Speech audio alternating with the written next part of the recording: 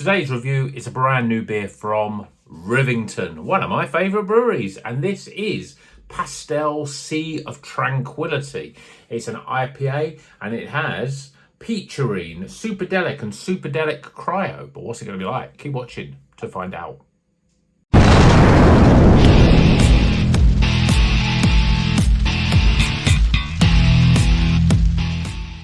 Welcome back to Rocker's Beer Review. Today I'm excited. First of the beers from the unboxing. This is a Rivington beer in a big 500ml can. It's a double dry hopped IPA, 6.8%.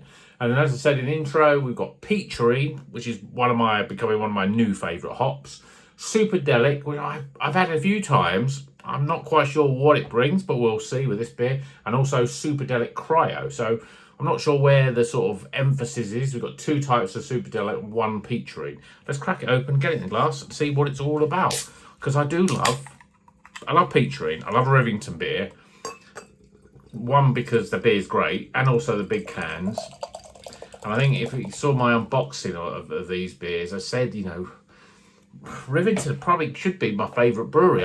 They may even be that because, you know, my best beer in 24 and 23 was from Rivington. So, you know, and no, sorry, it might have been, but 24 definitely was. And this year, the beer to beat is the beer from Rivington, which is, have I still got it up there? Yeah, you can just about see it up there. I'll put my finger up and then I'll go along there from dusk till dawn. That was a great double IPA. That was then, this is now. Look at that. Custard in a glass, thick, yellowy looking beer. We've got two fingers, fairly compacted, just off white head. But look at the colour of that. Looks beautiful. Let's check the aroma out. It's a little subdued, but it's sort of, yeah, there's stuff in there. I'm not really picking up huge waves of peach, but that's the thing with Peacherine. I think normally it gives them as much peach aroma, certainly flavour, but less on the aroma. What I'm getting is this sort of, almost like the New Zealand twang of aroma. That sort of gooseberry, grape, that sort of stuff. Superdelic, I'm not even sure. I'm sure Superdelic's a US hop. Could be wrong. Yeah, I'm getting more of those sort of very green sort of fruits. A little bit of grassiness, a little bit of earthiness as well. So hopefully we got the balance of the sweetness of peach and the earthiness of whatever Superdelic brings. So let's drink it. Cheers, everyone.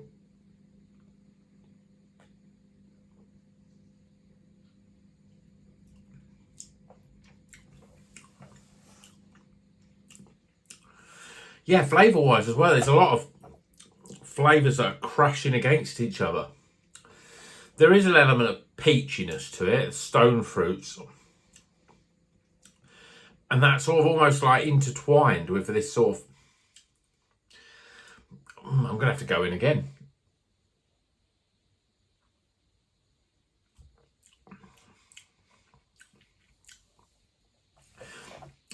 Sharpness, basically. Grapefruits and limes crashing with a sweetness of peach. But the peach is a little bit more subdued than other peach. I mean, the last beer I had with Peacherine was just Peacherine. It's definitely, it doesn't dominate this beer. But it gives a little bit more sweetness and a little bit more sort of tropical stone fruits. Then you're getting this sort of wave of citrus, strong citrus flavours, limes, grapefruit. And there is this slightly grassy, earthy, maybe a bit of melon flavour coming in. Maybe something a bit like, you know, your New Zealand flavours, even wine, gooseberry, those sort of flavours. Green, you know, white grape. There's a little earthiness, a dryness as well. I mean, it's double dry hopped, but there's that sort of dryness on the back end. Which, you know, sometimes you get this dryness and you think, oh, it's just dryness. But then you think, oh, it actually could be a little bit like a rind of a citrus fruit, like lemons or grapefruits. It's certainly got loads of flavour. Body-wise, spot on. It's soft, it's velvety, it's almost like slight creaminess to the body.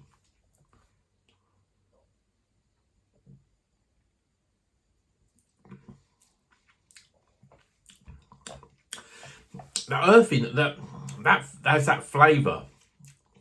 I can't pinpoint the flavour that it is. but it reminds me of the flavours that you get a lot with New Zealand hops.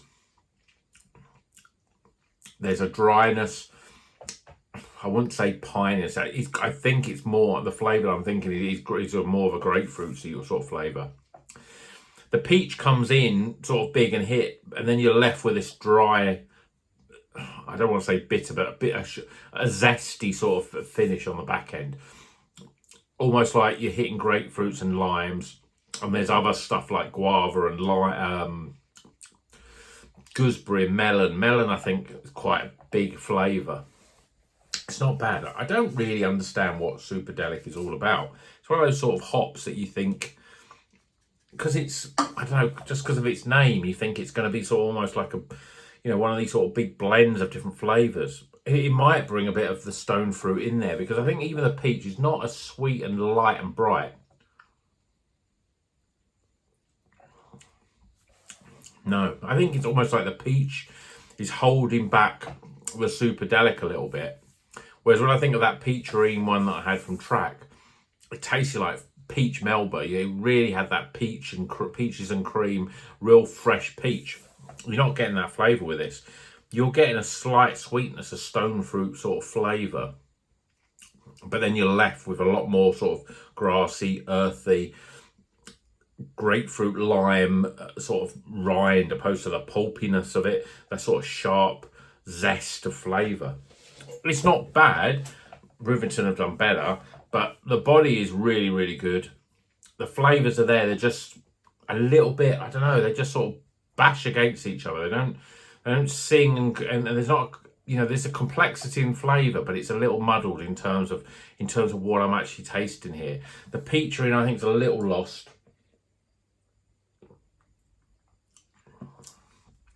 I'm not getting that full peacherine. I mean, if I tasted it without, and I didn't know it had peacherine in it, I would have said, oh yeah, this has probably got your Nelson and something, more earthy on the New Zealand side, like a Rawaka or something like that.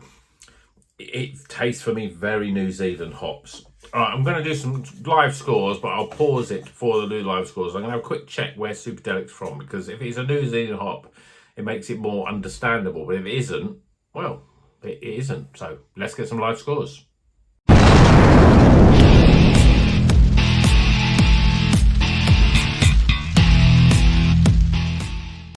Okay, let's do the live scores of Pastel Sea of Tranquility. This is a double dry hot IPA with peacherine, Superdelic, Cryo. And in the interim, I did find out that actually, all those people that are shouting at their screens in the last part of the video, yes, it is a New Zealand hop. So that makes it quite understandable, because it definitely got a New Zealand flavour to it.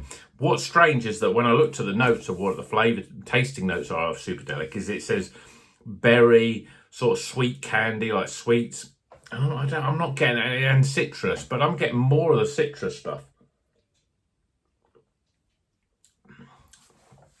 It tastes like a New Zealand hop. It's almost like there's a New Zealand hop flavours, and there's if you think of it like a flow chart, New Zealand flavours, and you've got your Motueka, Nelson, sort of Rawaka, but they're all interchangeable a little bit. Nelson is all about, for me, big grape flavours with a bit of gooseberry. Rawaka is a bit of that as well, but there's this peppery and sort of spice to it. And Motueka, the other big New Zealand hop, for me is all about lime. But you get elements of all of those sort of flavours all together. So they all in the same sort of family. And this is very much in it, even though it says it's berry and sweet candy. I'm not getting that.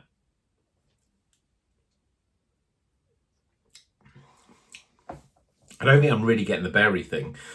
I only really get the berry thing with Mosaic, really. So anyway, it's a New Zealand hop. But what's the beer like? Well, I think it's a good beer.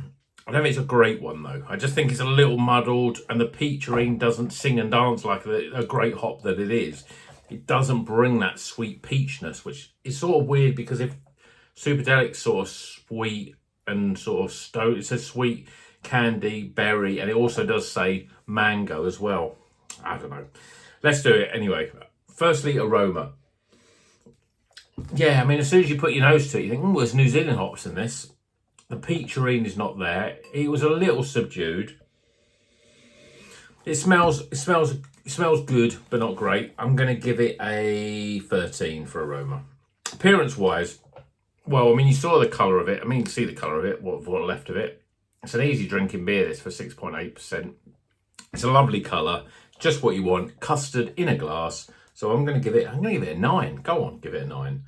Flavour-wise, I mean, it's difficult because it tastes good. It's just, I know sometimes I've had a Rivington beer and I think, oh, this is just like the nectar of the gods. And this is a very good beer. But compared with some other Rivingtons, maybe not so. But it's still it is a great beer. I just wanted a little bit more of the peachy flavour and it's not coming through. I still think it's good, so I'm going to give it 35. That's still quite a high score. Value for money, let's check what the scores are. I mean, these are 500ml cans. You get better value for money with these. And I think there's around £5.50. I mean, God, yeah. I mean, you pay £5.50 for a Track IPA. You can pay £5.50 for a Beak IPA, certainly. You can pay for, I think what else I bought? I bought an Overtone IPA. That was £5.60. Verdant ones are £5.75 for an IPA. So I think it's pretty good value considering you get a big can. So I'm gonna rock out and give it a 9. So I'm a little bit biased on this Rivington review, but overall experience, it's got a soft, creamy body. There's some very pleasant New Zealand type flavours in there. The peacherines are lost a little bit. But it's still a very good beer. And I'm still a little muddled about it. I think my overall experience with this, I'm going to give it a 14. And let's see what the scores are when we add them all up. So we've got 22, 57, 66, 76. We've got 80. 80 out of 100. Highly recommend. Just about.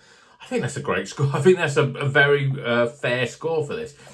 It's better than a lot of beers that come up in between 75 and 79, that sort of thing. There is a step up about it, but it's just a little step, It doesn't blow me away, but it's still great beer. Good value for money, I think. 500ml IPA, 6.8%.